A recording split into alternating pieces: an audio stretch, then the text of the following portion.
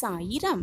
பாதைகள் கடினமாக இருந்தாலும் கூட நம்மளுடைய வாழ்வு கண்டிப்பாக ஒரு நாள் ஒளிமயமாக மாறும் என்ற நம்பிக்கையோடு வாழலாம்.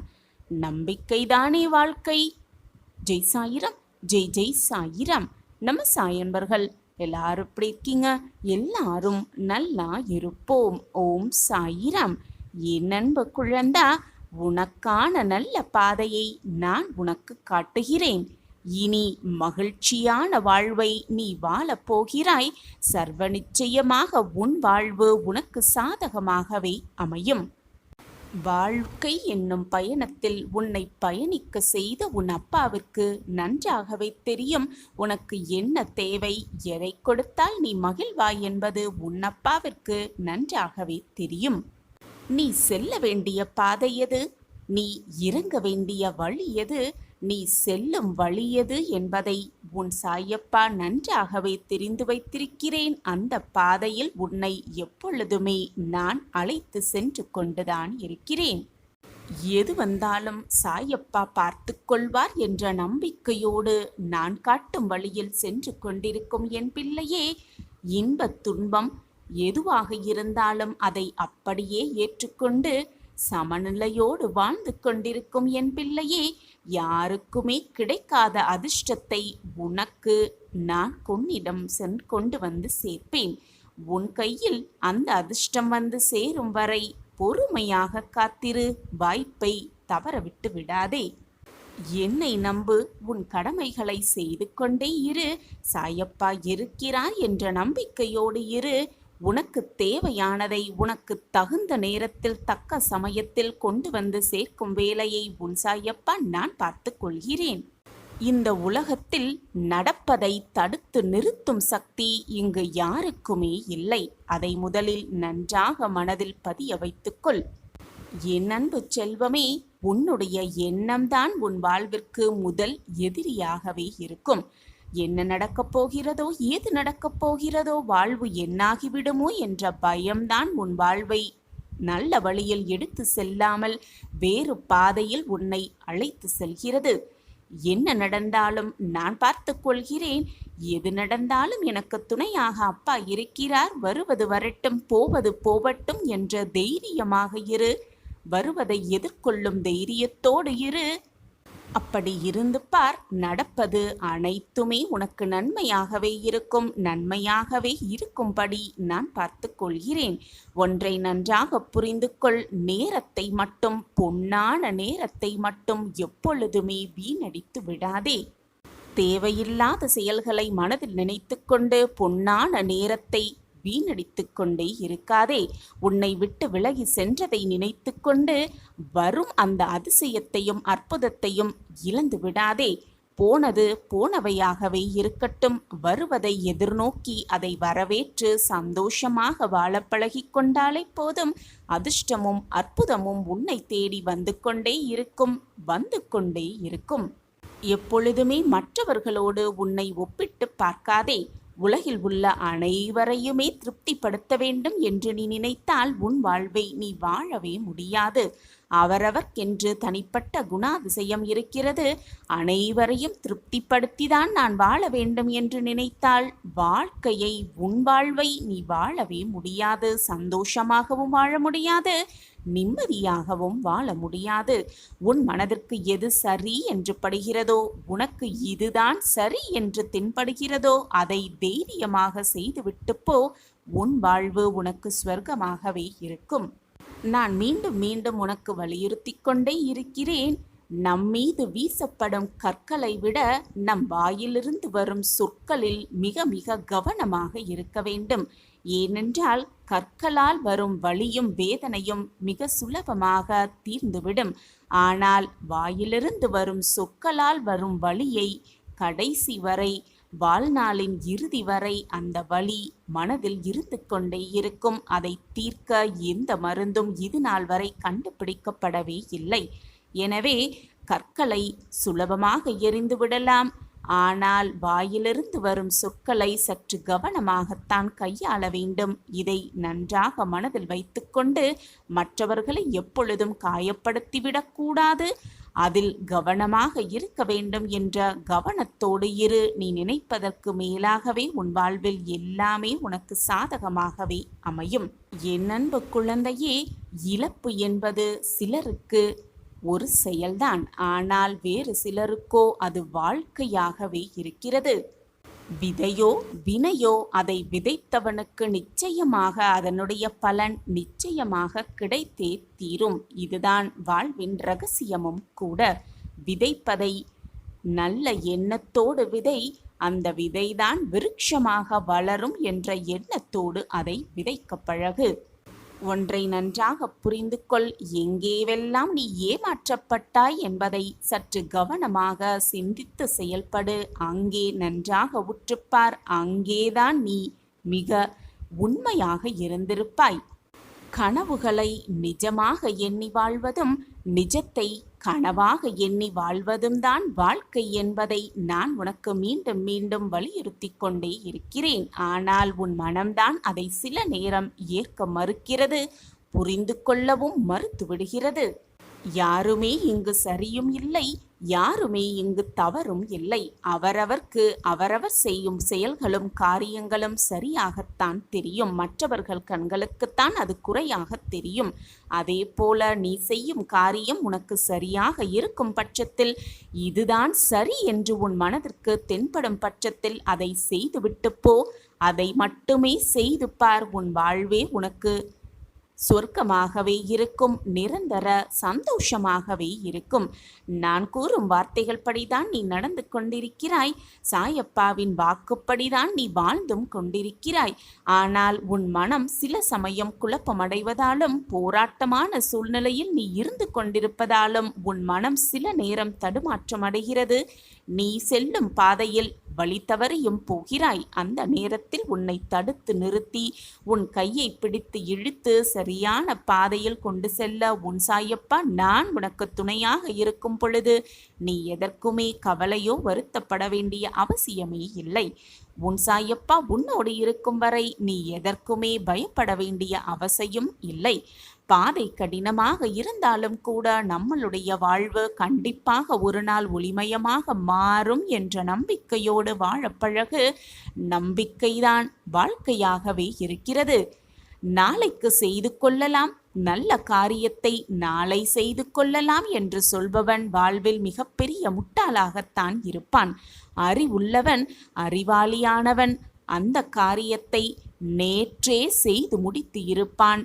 இதுதான் முட்டாள்களின் அறிவாளிகளுக்கும் இடையே இருக்கும் வித்தியாசம். மற்றவர்களை எப்பொழுதுமே பாராட்ட கற்றுக்கொள். உயிரோ அல்லது மக்களோ எதுவுமே திரும்பி வருவதே இல்லை. கிடைத்திருக்கும் இந்த வாழ்வை சந்தோஷமாக ஏற்றுக்கொண்டு வருவதை அப்படியே அனுகரித்து கொண்டு அப்படியே வாழ பழகி கொண்டாலே போதும். நமக்கு எதுவுமே நிரந்தரம் இல்லை என்பதை புரிந்து கொண்டு வாழ பழகி கொண்டாலே போதும். வாழ்வே எப்பொழுதும் நல்ல விதமாகவே இருக்கும், நிரந்தர நன்மையாகவே இருக்கும். உன் சாயப்பா உன்னோடு இருக்கும் வரை எதற்குமே நீ பயப்பட வேண்டிய அவசியமே இல்லை. சாயப்பா இருக்க உனக்கு ஏன் மனக்கவலை?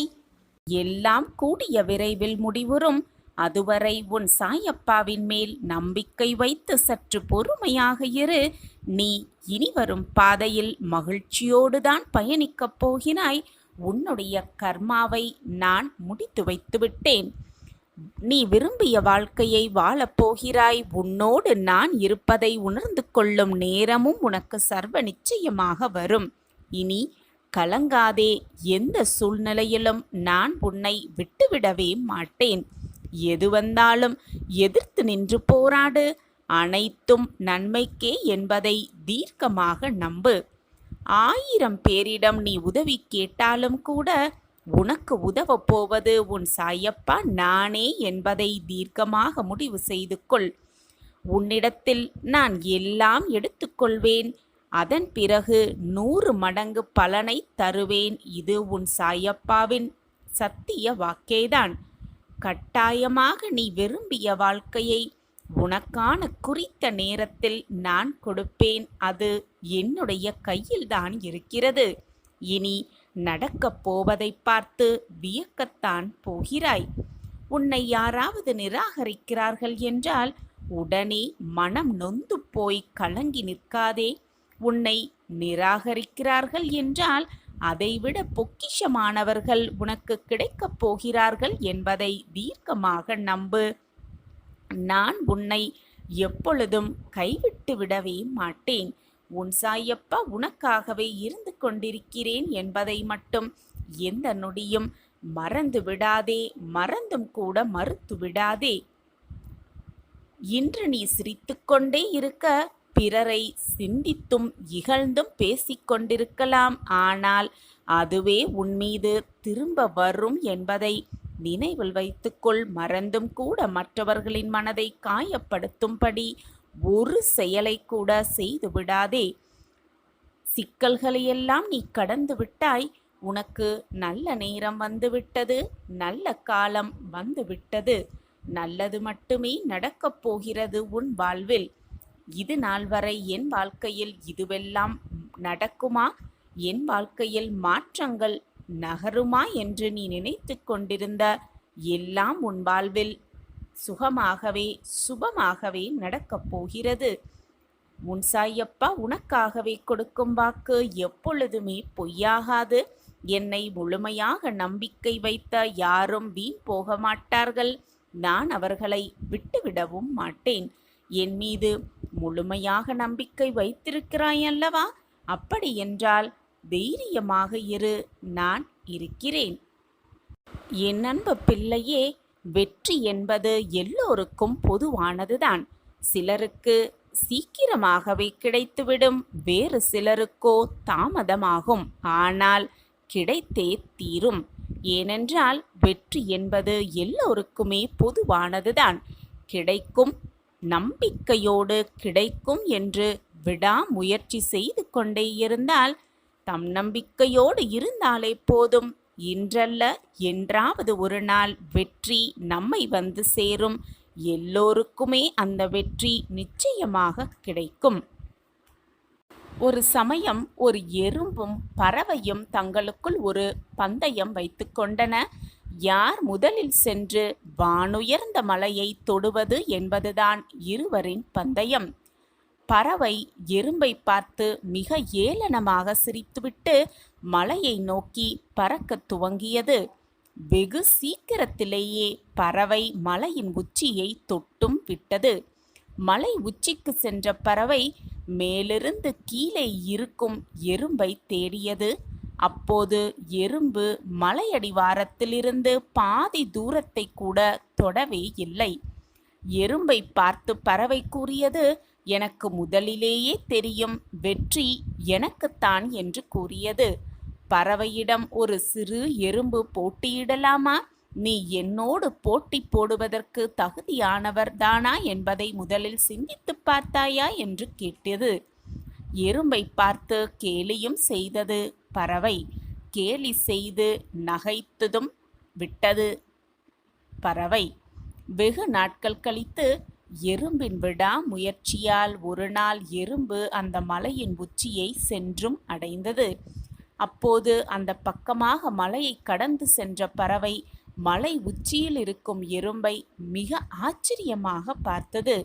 அப்போது பறவையை பார்த்து எறும்பு கூறியது, பறவையே, வெற்றி என்பது எல்லோருக்கும் பொதுவானதுதான்.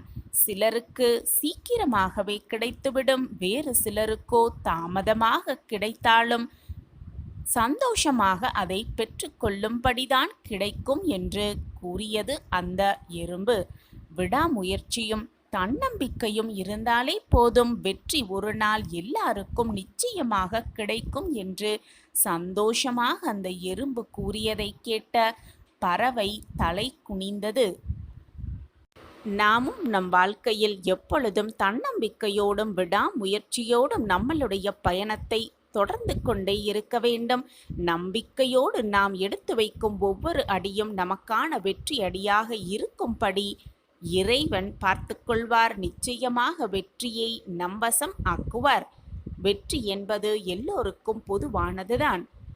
இன்று கிடைக்கவில்லை என்றால் மற்றொரு நாள் நிச்சயமாக வெற்றி நம்மை வந்து சேரும் என்ற நம்பிக்கையுடனும் தன்னம்பிக்கையுடனும் விடாமுயற்சியோடும் பயணத்தை மேற்கொண்டே இருக்க வேண்டும்.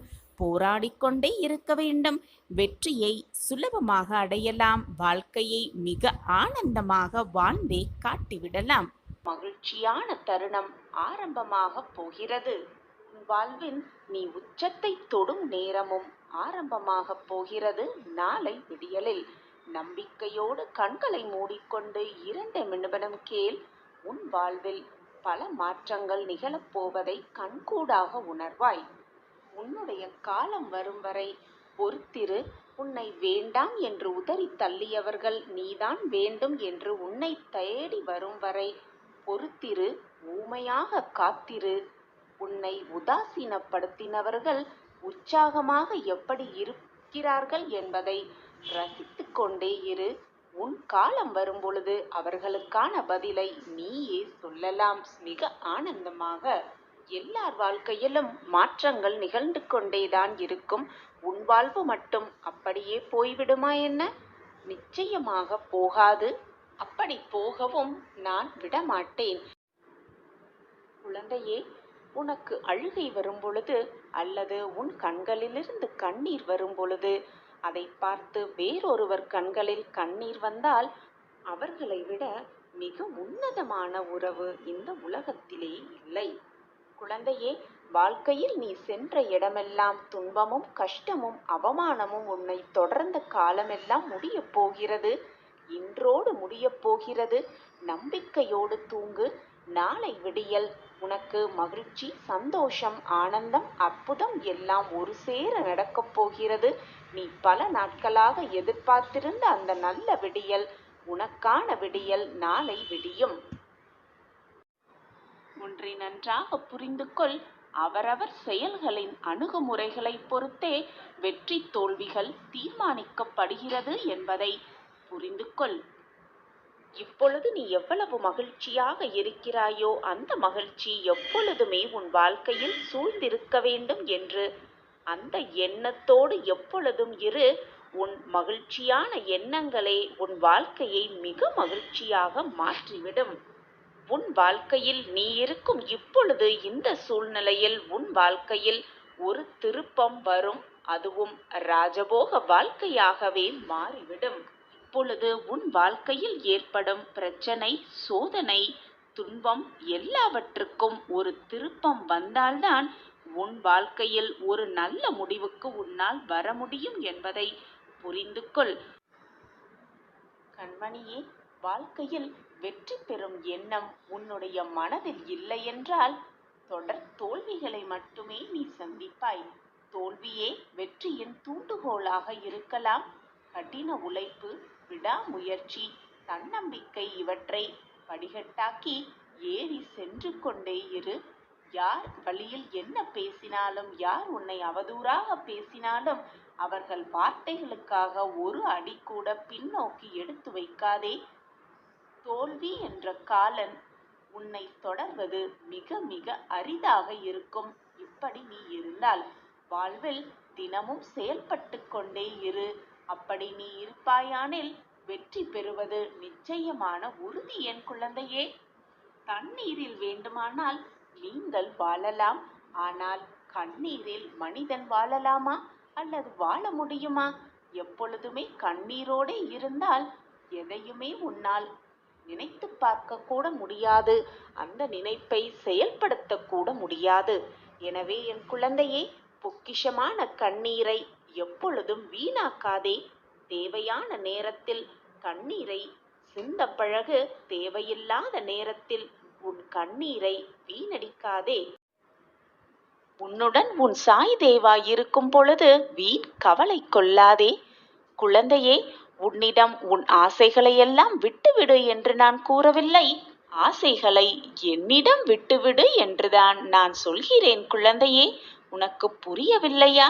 உனக்கு எது நன்மை, எது தீமை என்பதை ஆராய்ந்துதான் உன்னுடைய வளர்ச்சியை நான் உருவாக்கி கொண்டிருக்கிறேன்.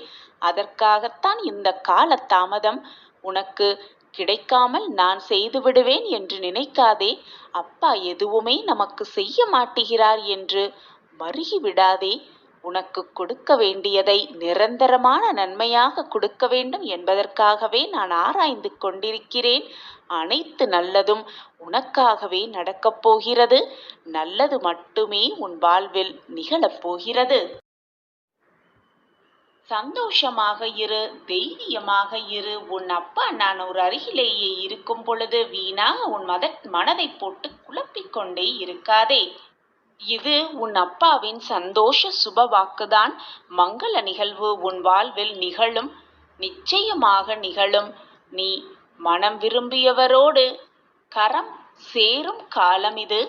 நிச்சயமாக உன் முகத்தில் ஆனந்த கண்ணீர் வரும் காலமும் இதுவேதான். நான் வாழ்க்கையில் ஜெயிப்பேன், நிச்சயமாக என்னை ஜெயிக்க வைக்க என் சாயப்பா உறுதுணையாக இருப்பார் என்ற மனப்பக்குவம் உனக்குள் வந்துவிட்டாலே மகிழ்ச்சியும் நிம்மதியும் சந்தோஷமும் உன்னுள் வந்து குடி புகுந்துவிடும். எவருக்குமே அவர்கள் விரும்பிய அனைத்தையும் வாழ்க்கை முழுவதுமாக தருவதில்லை. வேண்டியதை வேண்டிய நேரத்தில்தான் இந்த வாழ்க்கை தருகிறது. நீ விரும்பியதை இந்த வாழ்க்கை தரும் என்று காத்து கொண்டே இருக்காமல், இந்த வாழ்க்கை தருவதை வைத்துக்கொண்டு நீ விரும்பியதை எப்படி அடையலாம் என்பதை பற்றி சிந்தனை செய்து கொண்டே இரு. பொறுமையாக காத்திரு. உனக்கான நல்ல நேரம் வரும்பொழுது அதற்கான வாய்ப்பும் உன் கண்களுக்கு தெரியும். இந்த சூட்சமம் உனக்கு புரிந்து கொண்டாலே நீ விரும்பியதை உன் வாழ்க்கையில் எப்படி நடக்க வேண்டும், நிகழ வேண்டும் என்று நினைத்திருந்தாயோ அதை நிச்சயமாக அடைந்து விடலாம்.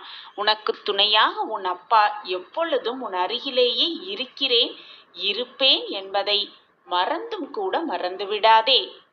இவ்வளவு அற்புதமான கிடைத்த உன் வாழ்க்கைக்கு நன்றி செலுத்து. எப்பொழுதும் இறைவனுக்கு நன்றி சொல்லிக்கொண்டே இரு. இந்த அற்புதமான வாழ்க்கையை எனக்கு கொடுத்ததற்கு நன்றி சாயப்பா. என் வாழ்க்கையில் நான் சந்தோஷமாக வாழ்வதற்கு நன்றி சாயப்பா. என்னை முன்னேற்ற வழியில், முன்னேற்ற பாதையில் அழைத்து சென்றதற்கு நன்றி சாயப்பா என்று எப்பொழுதும் நன்றி செய்து கொண்டே இரு. என் குழந்தையே, நல்லவர்களின் கண்ணீர் துளியில் நான் இருப்பேன். நீ விதைத்த நல்ல விதை, நல்ல செயல்கள் என்னும் விதை விருட்சமாய் வளர்ந்து இருக்கிறது. அது கனி கொடுத்து கனியும் நேரம் நெருங்கிவிட்டது பிள்ளையே. சந்தோஷமாக இரு. அந்த கனியை என்னோடு சேர்ந்து ருசிக்க நீயும் ஆயத்தமாக இரு. உன்னுடைய குடும்பம் என்றும் சீரும் சிறப்புமோடு உன் சாயப்பாவின் பரிபூரண ஆசிர்வாதத்தையும் பெற்றுக்கொண்டு வளமோடும் நலமோடும் வாழும். வாளை போல குளம் தள்ளி தலை தோங்கும் உன் குடும்பம். கஷ்டப்பட்ட வாழ்க்கையெல்லாம் இனி வசந்தமாக மாறும் நேரம் நெருங்கிவிட்டது. பிறப்பு இறப்பிற்கு ஏற்பட்ட இடைப்பட்ட காலத்தில் அவரவர் செய்த கர்ம வினைகளின்படி பாவ புண்ணியத்தை ஏற்றுக்கொண்டு இன்பத் துன்பத்தை அனுபவித்துதான் ஆக வேண்டும். அவரவர் கர்மாவை அவரவர் அனுபவித்துதான் ஆக வேண்டும். கர்மாவிலிருந்து யாருமே தப்பவே முடியாது. உன் விருப்பப்படியே உன் சாய் தேவா வந்திருக்கிறேன் கண்மணி. இனி நீ போதும் போதும் என்று சொல்லும் அளவிற்கு உன் வாழ்வில் நன்மைகளை நிகழ்த்தப் போகிறேன்.